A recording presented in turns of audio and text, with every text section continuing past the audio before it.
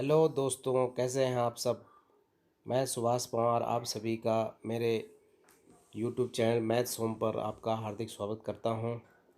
आज हम एक महत्वपूर्ण चैप्टर जिसका नाम है पॉलिनोमियल आप लोगों के को बताने जा रहा हूं। पॉलिनोमियल का हिंदी में अर्थ होता है बहुपद।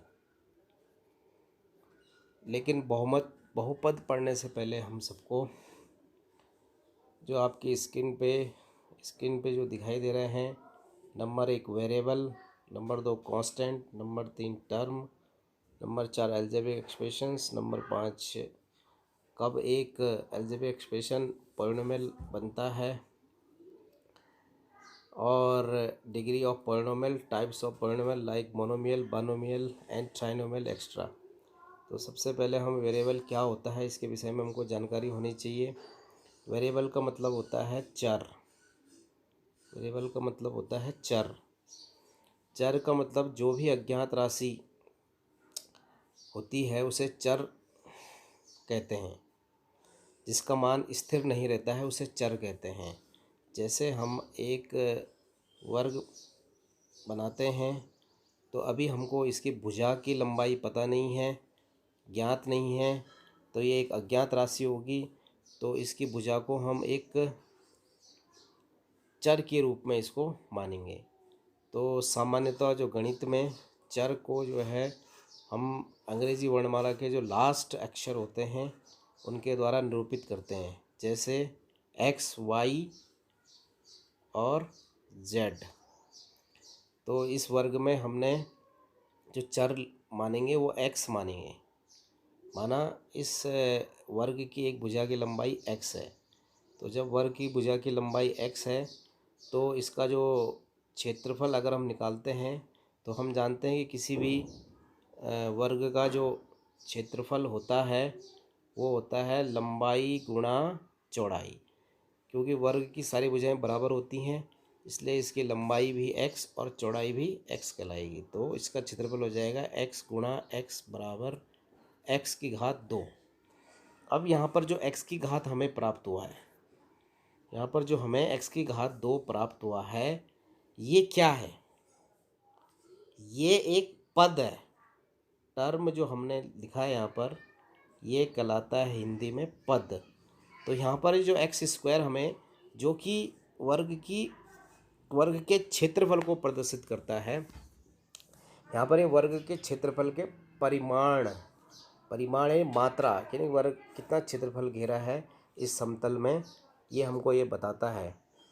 तो ये जो टर्म मिला हमको, ये कैसे मिला है? ये टर्म मिला है हमको एक्स एक चर है, उसकी गुणा एक्स चर से गुणा करने पर जो रिजल्ट आएगा, जो परिणाम प्राप्त होगा, यहाँ पर वो एक्स स्क्वायर प्राप्त हुआ है, तो इसे हम टर्म कहते हैं। इसी प्रकार से यदि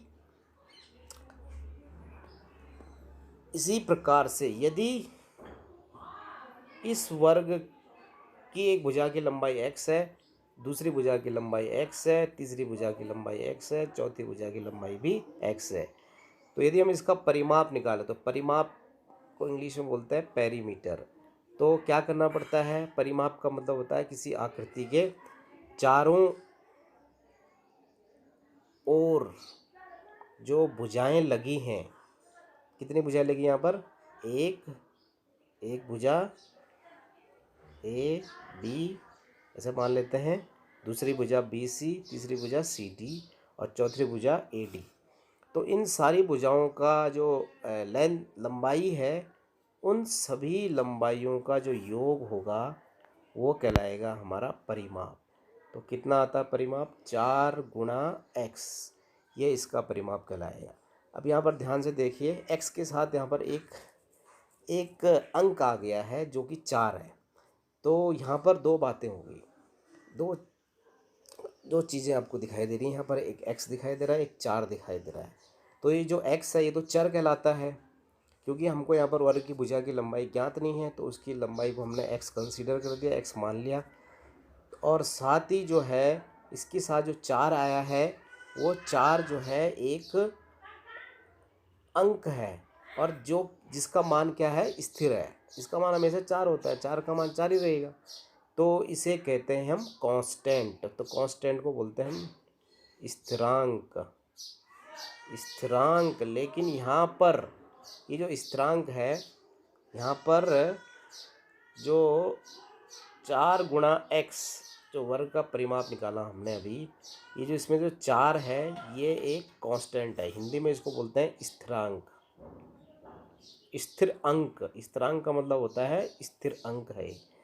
तो ये जो 4 है इसको कहते हैं हम स्थिरांक, लेकिन यहाँ पर ये क्या है, ये एक्स का एक एक्स के साथ गुणा में आ रखा है, तो इसलिए इसको हम गुणा में आया हुआ अंक, गुणा में आए हुए अंक को हम गणित की भाषा में क्या कहते हैं, गुणांक। क्या कहते हैं बच्चों, गुणांक।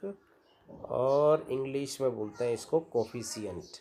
इंग्लिश में क्या कहा जाता है, इसको कोफिशिएंट कहा जाता है। इसके बाद अगला आता है एल्जेब्रिक एक्सप्रेशंस। तो ये एल्जेब्रिक एक्सप्रेशन को हिंदी में बोलते हैं बीजीय व्यंजक। तो ये बीजीय व्यंजक क्या होता है, अब हम आइए इसके विषय में समझने की कोशिश करते हैं।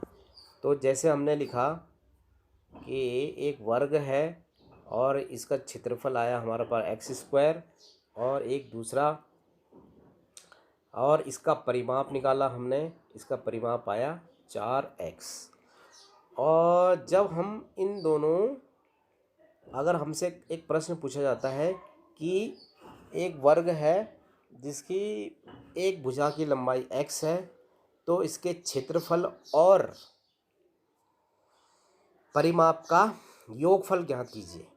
तो बच्चों देखिए, ये x की घात 2 क्या है, हमारा वर्ग का क्षेत्रफल अभी हमने ज्ञात किया था, और ये 4x क्या है, वर्ग का परिमाप, और ये a फॉर एरिया, एरिया में क्षेत्रफल।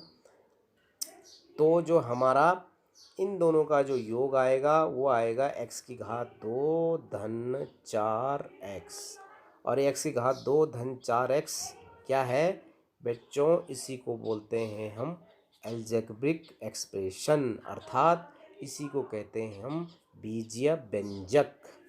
इसे कहते हैं हम बीजीय व्यंजक, इसे कहते हैं बच्चों हम बीजीय व्यंजक। तो शायद आप लोगों को ये जो मैंने बातें बताई हैं बीजीय व्यंजक के विषय में, ये आपको लोगों को समझ में आ रही होंगी। तो बीजीय व्यंजक कैसे प्राप्त होता, अभी आपने देखा कि जब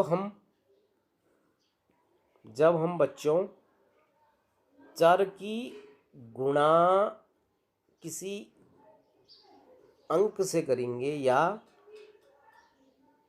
किसी कांस्टेंट से करेंगे, किसी स्थिरांक से करेंगे, या चर में किसी स्थिरांक से भाग करेंगे, या किसी कांस्टेंट में एक्स चर से भाग करेंगे, किसी भी चर से, एक्स नहीं, चर तो कुछ भी हो सकता है, एक्स वाई जेड से भाग करेंगे, तो हमें जो परिणाम प्राप्त होता है, यहाँ पर कौन सा परिणाम प्राप्त हुआ, 4x। y में 4 से भाग करा, क्या प्राप्त हुआ हमको, y/4, ये भागफल प्राप्त हुआ। a की गुणा x से करके क्या प्राप्त हुआ हमको, a गुणा x, और 4 का भाग हमने x में करा तो क्या, 4 से 4 को हमने x से भाग किया तो हमको प्राप्त हुआ 4/x। तो यहाँ पर ये जो हमको परिणाम प्राप्त होते हैं 4x, y/4, a गुणा x और 4/x, तो इन्हें हम गणित में या बहुपद जो चैप्टर हम पढ़ रहे हैं, इस बहुपद में इन सारी जो 4 परिणाम हम आपको जो स्क्रीन पे दिखाई दे रहे हैं, इन चारों परिणामों को हम कहते हैं पद। तो पद कैसे प्राप्त होता है, या ऐसे भी हो सकता है, कैसे, चर की गुणा चर के साथ करने पर, या चर का भाग चर में करने पर, चर का भाग चर में करने पर। तो चर की गुणा चर में करने पर एक्स वाई प्राप्त हुआ, और एक्स का भाग एक्स में वाई का भाग करने पर x/y प्राप्त हुआ। तो ये भी क्या कहलाता है, हमारा ये भी क्या कहलाता है, पद कहलाता है। तो इसका जो मतलब हुआ है, ये जो सभी जो मैंने आपके साथ स्क्रीन पे जो उदाहरण दिखाई दे रहे हैं, x गुणा वाई, 4 गुणा एक्स, y/4, a गुणा एक्स, x/y और 4/x, ये सभी क्या हैं, ये सभी बहुपद जो चैप्टर पढ़ रहे हैं उसमें ये कहलाते हैं आपके पद, और इंग्लिश में बोलते हैं इनको हम, हिंदी में बोलते हैं पद और इंग्लिश में बोलते हैं बच्चों इसको टर्म। अब पद आपके समझ में आया होगा, पद आई होप जो है पद आपके समझ में आ गया है। और बेटा जब हम इन पदों को, बच्चों जब हम इन पदों को हम जोड़ते हैं अथवा घटाते हैं तो उसके बाद जो हमको परिणाम प्राप्त होता है तो उसी को हम कहते हैं एल्जेब्रिक एक्सप्रेशंस। उन्हीं को क्या कहते हैं हम, एल्जेब्रिक एक्सप्रेशन, और हिंदी में हम बच्चों इसको बोलते हैं बीजीय व्यंजक। बच्चों इसको क्या बोलते हैं हम, बीजीय व्यंजक। अब आगे हमने लिखा हुआ डिग्री ऑफ पॉलिनोमियल, लेकिन डिग्री ऑफ पॉलिनोमियल से पहले 5वें नंबर पे हमने लिखा हुआ है कि कब कोई जो बीजीय व्यंजक है वो पॉलिनोमियल कहलाता है। तो उससे पहले हम कुछ बीजीय व्यंजकों के उदाहरण लिखते हैं, तो उससे आपको समझ में आ जाएगा कि बीजीय व्यंजक कैसे। देखिए x की घात 2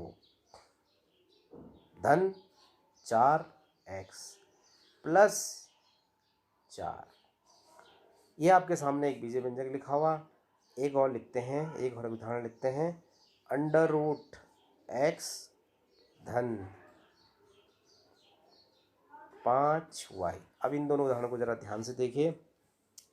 यहाँ पर जो x की घात 2 धन 4x धन 4 है, तो मैंने कहा था बच्चों इसमें जो एक्स स्क्वायर है ये क्या है, एक्स स्क्वायर आपका एक बीजीय व्यंजक का पद है। क्यों, क्योंकि ये हमको x और x की गुणा करने पर प्राप्त हुआ है, तो इसलिए ये कहलाएगा आपका पद। साथ ही 4x कैसे प्राप्त होता बच्चों, 4 गुणा x, तो 4 गुणा x करने के बाद जो रिजल्ट आया वो कहलाएगा 4x। अब आप समझ, तो ये 4x भी क्या है, एक पद है, और ये 4 भी क्या है, एक पद है। तो जब हम इन पदों को आपस में, इन पदों को अगर हम इन तीनों पदों को जोड़ने पर हमको क्या प्राप्त हुआ है, x की घात 2 धन 4x धन 4।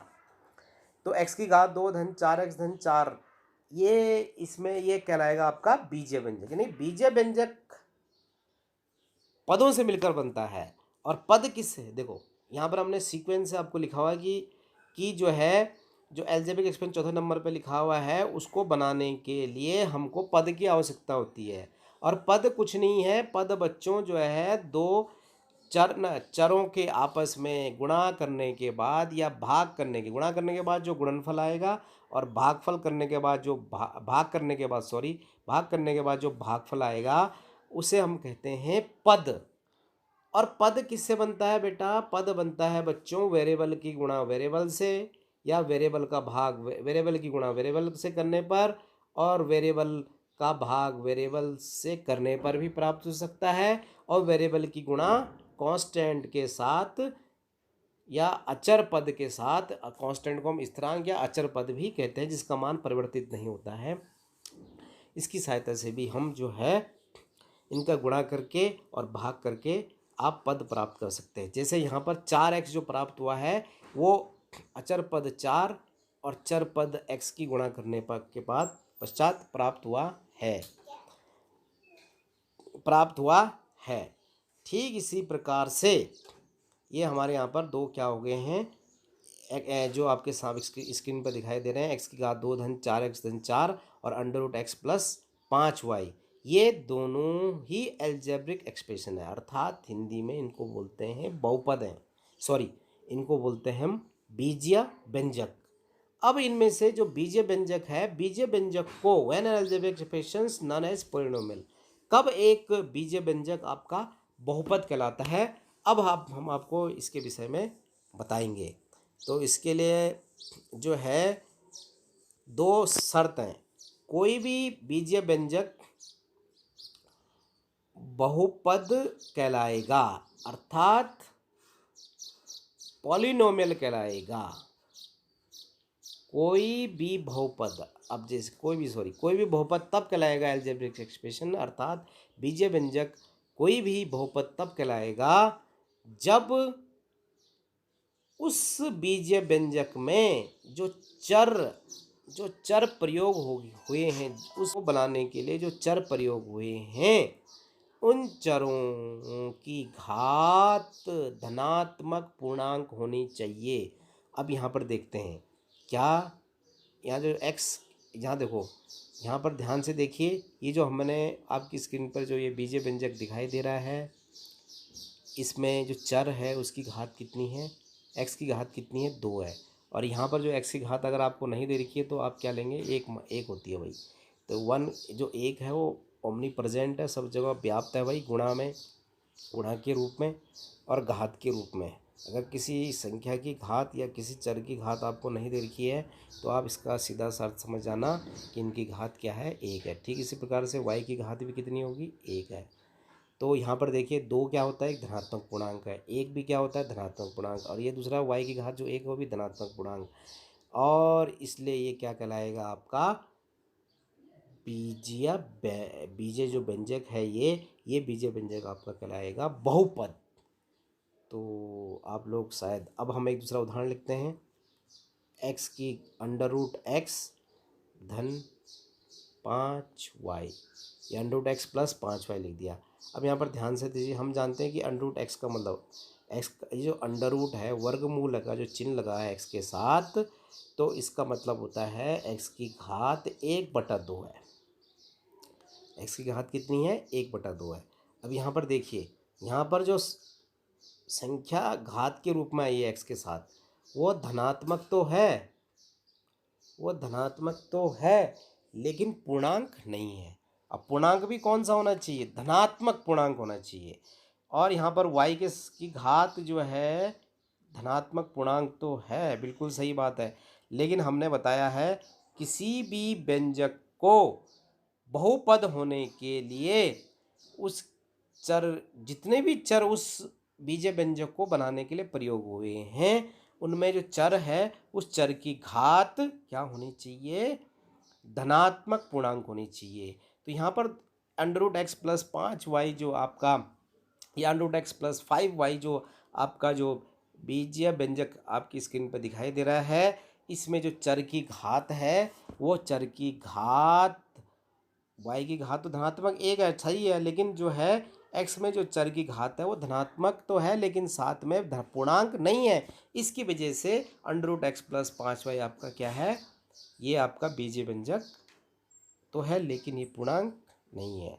लेकिन 5x की घात 2 धन 4x की घात 1 धन y की घात 1, ये आपका क्या है, ये एक बीजीय व्यंजक है, क्योंकि ये बीजीय व्यंजक के पूर्ण बहुपद होने के लिए जो सारी शर्तें हैं उसको पूरी करता है। वो शर्त क्या है, घात, चर की घात हमेशा धनात्मक पूर्णांक होनी चाहिए। आइए हम कुछ अन्य उदाहरणों से बीजीय व्यंजक, कब बीजीय व्यंजक आपका बहुपद होगा इसके विषय में समझने की कोशिश करते हैं। जैसे देखिए एक्स स्क्वायर, कभी कभी जो है हमको थोड़ा सा प्रश्न का रूप बदल के भी दे सकता है। ये दे दिया और आपसे पूछा कि क्या ये एक बहुपद है, क्या ये बहुपद है, तो आपको क्या करना है, जो जैसे हमने आपको बताया है, किसी भी बीजीय व्यंजक के बहुपद होने के लिए चर की घात, जो चर इसमें प्रयोग हुए हैं यहाँ,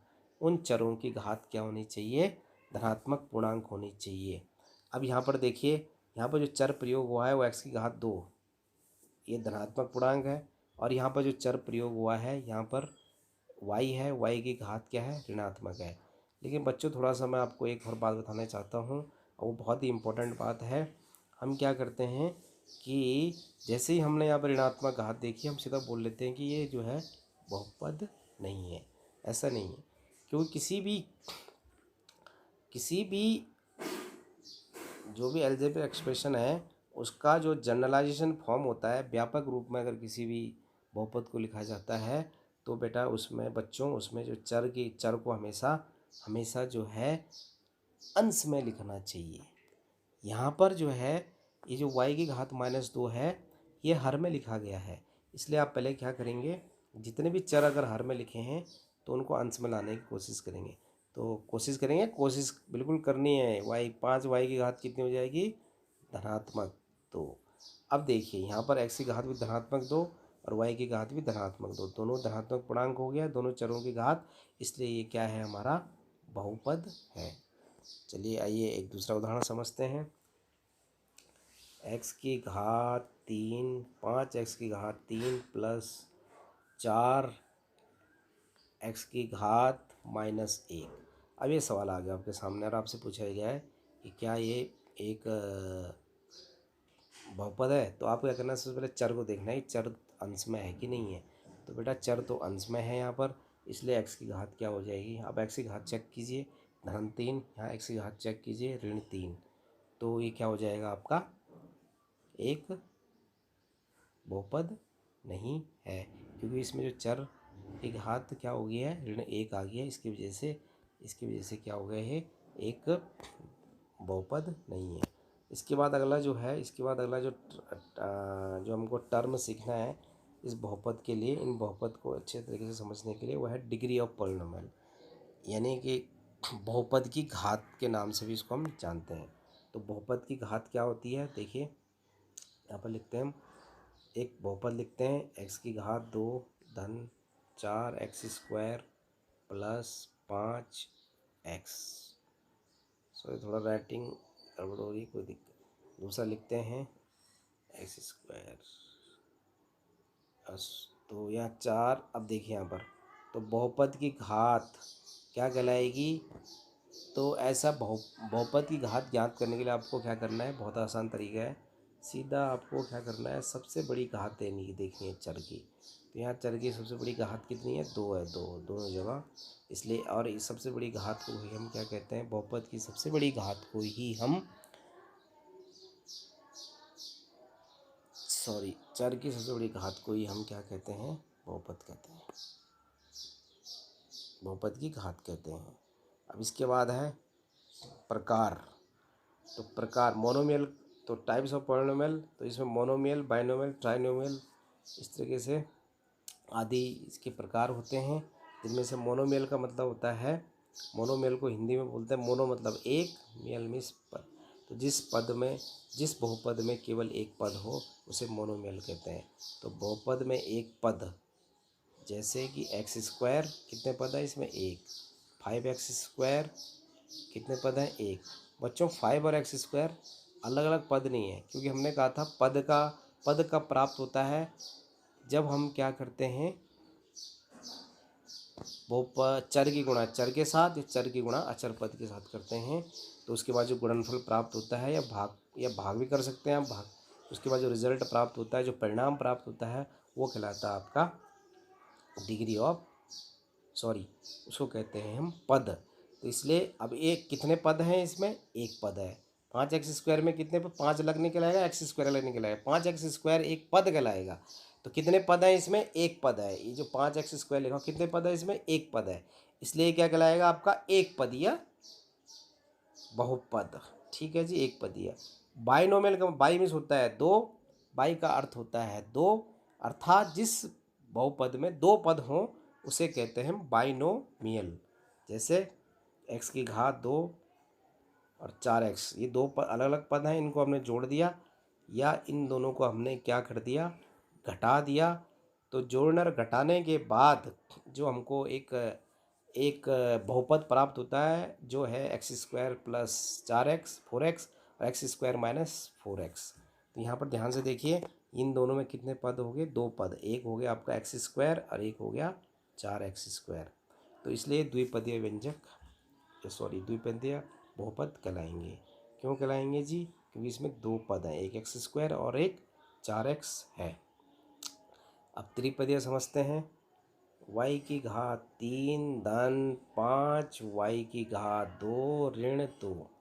कितने बच्चों इसमें, 2 पद हैं, 3 पद हैं इसमें, y⁻3 5y² माइनस 2। तो ये क्या कहलाएगा, 1 2 3। तो ये कितने पद हैं इसमें, 3 पद हैं, इसलिए ये त्रिपदीय व्यंजक कहलाएगा बच्चों। जो इसमें और साथ में एक इम्पोर्टेंट बात, y² की जो गुणा में जो अंक आ रहा है, यहाँ पर 5 आ रहा है जी। यहाँ y⁻3 में मैंने कहा था, अगर y³ के साथ आप गुणांक देख रहे हैं और यहाँ पर कोई भी अंक आपको नहीं दिखाई दे रहा, तो क्या होगा, यहाँ पर 1 होगा जी। तो इसमें जो है, अगर आपसे पूछा y⁻3 का गुणांक बताइए तो कितना है, 1 है। y⁻2 का गुणांक बताए तो कितना है, 5, धनात्मक 5 है। और ये 2 देखिए, ऋण 2, ये ऋण 2 क्या कहलाता है आपका, अचर पद कहलाता है। अचर पद क्यों है, चर से अमिश्र नहीं, चर से नहीं, चर अ मतलब रहित, चर जिस पद में चर नहीं है, अ मतलब नहीं, जिसमें चर नहीं है वो पद आपका अचर कहलाता है। तो दो में आपका चर नहीं है जी, इसलिए क्या कहलाएगा, अचर पद कहलाएगा। तो आप लोगों को ये सब, इसलिए परिणाम जो सबसे पहले हमको किसके विषय में जानकारी होनी चाहिए, चर के विषय में जानकारी होनी चाहिए।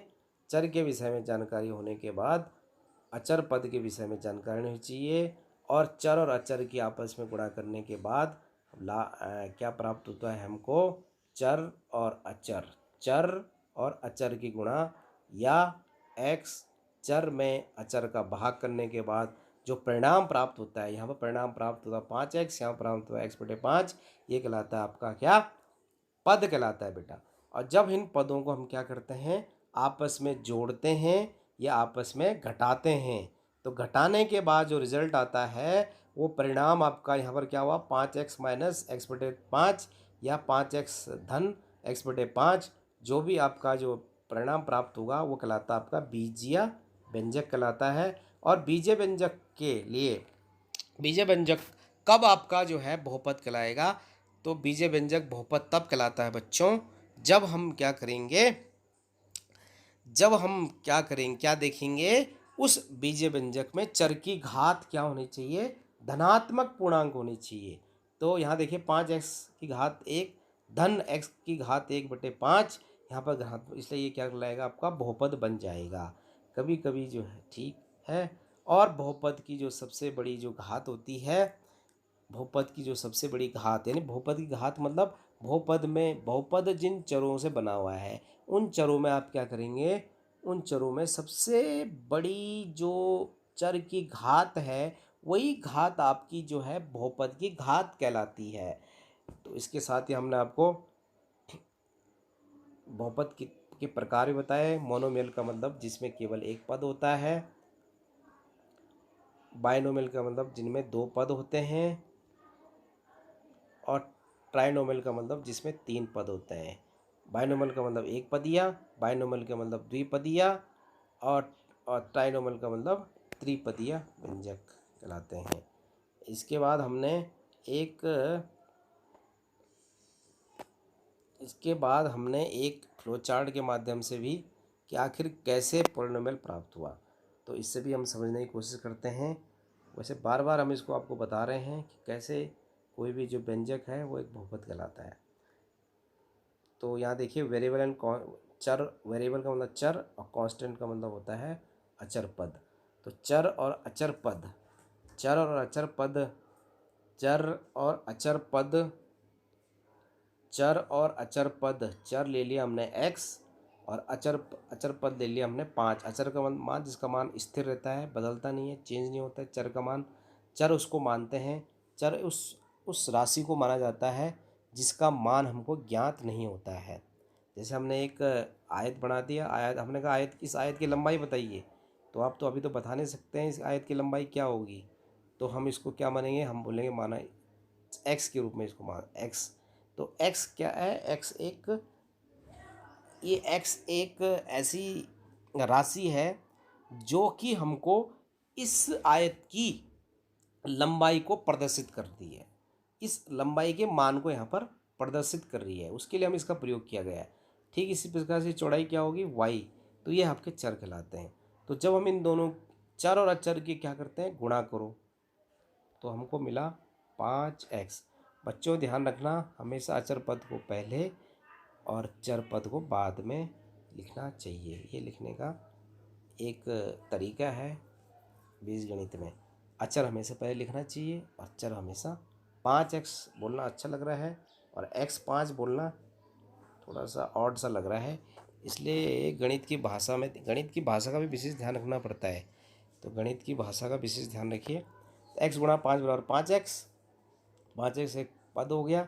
इसके बाद अगला लिखा हमने, तो वेरिएबल और कांस्टेंट क्या बनाते हैं, टर्म, टर्म मतलब पद बनाते हैं कब, कैसे, जब गुणा और चर और अचर की हम क्या करेंगे, गुणा और भाग या घटाव का भाग करेंगे, सॉरी भाग करेंगे, तो हमको क्या होगा, पद प्राप्त होता है। और जब पदों को हम बहुत सारे, दो या दो, एक या दो से या एक पद, यदि हम पदों को क्या करेंगे, आपस में जोड़ें या घटाएं, तो हमको जो परिणाम प्राप्त होता है वो बीजीय व्यंजक कहलाता है। और बीजीय व्यंजक और वो बीजीय व्यंजक जिनमें चर की घात क्या हो, धनात्मक पूर्णांक हो, तो इस प्रकार के सारे जो व्यंजक हैं वो बहुपद कहलाते हैं। तो आई होप आप लोगों को